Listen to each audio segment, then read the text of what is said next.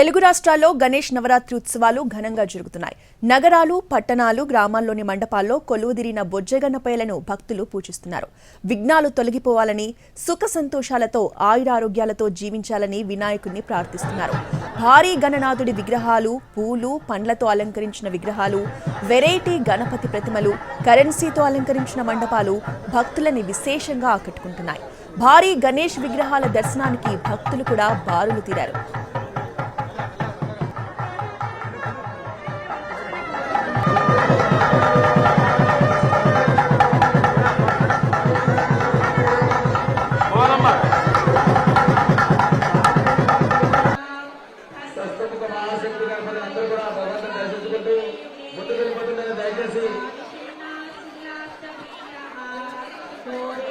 ఈ వినాయక నిమజ్జనము 17వ తారీఖు మంగళవారం ఉదయం ఖైరతాబాద్ రైల్వే నిమజ్జనానికి సాయంత్రం బయలుదేరుతుంది. 17వ తారీఖు దయచేసి మొక్కుబడులు ఎవరు కూడా ఆగొద్దు, సెల్ఫీలు ఫోటోలు దిగొద్దు, ప్లీజ్. లైన్ ఆగుతుంది, దయచేసి అర్థం చేసుకోవాలి. 10 చెప్తున్న మైకులో ఎవరు అర్థం చేసుకుంటలేరు. ఒక 5 నిమిషాలు చేతులతో మొక్కుంటే వెళ్ళిపోండి, ఫోన్లు పక్కకు పెట్టండి. ఒక్కసారి మిగతా భక్తులు దర్శనం దారివ్వండి. గణేష్ ఉత్సవాలు ముగింపు దశకు చేరుకోవడంతో ఏపీ, తెలంగాణలో ఇప్పటికే వేలాది గణపతి విగ్రహాలను నిమజ్జనం చేశారు.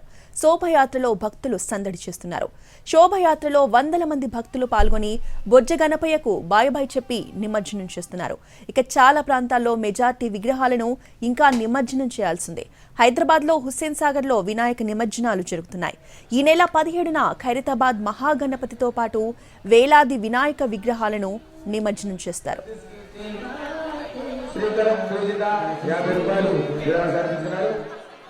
శ్రీనివాసం గారు సభ్యులు 100 రూపాయలు విరాళంగా సమర్పించుకున్నారు. దయచేసి ఎవరు కూడా లైన్ మధ్యలో ఆగొద్దు, ఫోటోలు తీయొద్దు, మొక్కుబట్టు వెళ్ళిపోండి. మీరు ఒకసారి గమనించాలి. మీరు ఎంతసేపు ఉన్నారు లైన్ మీకు తెలుసు కాబట్టి అక్కడికి వెళ్ళి ఎవరు కూడా ఆగొద్దు, మొక్కుబట్టు